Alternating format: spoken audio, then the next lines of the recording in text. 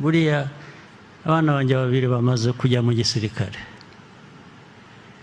nashatse ko bajyamo ari batatu ko bafite ari abahungu, ariko umwe arananira avuga ko atabishaka. Bombi narabegereye ndabinginga nabwo ariko mwebwe shaho, ariko impamvu nayo ndayibabwiraga.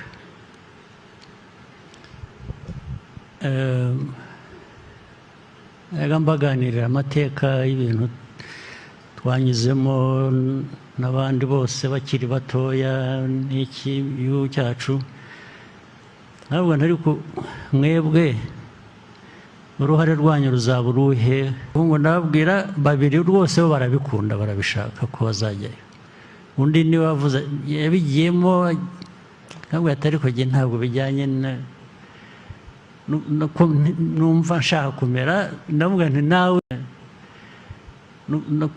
numva nshaka kumera, ndavuga nti nawe kora ibyo ushaka, niba udashaka kubijyamo kora ibyo ushaka. Ntabwo ese urashaka gukora iki?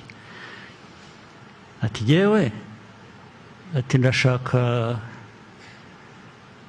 gukora amafaranga, tujye nindagiza kwiga nzajya muri business,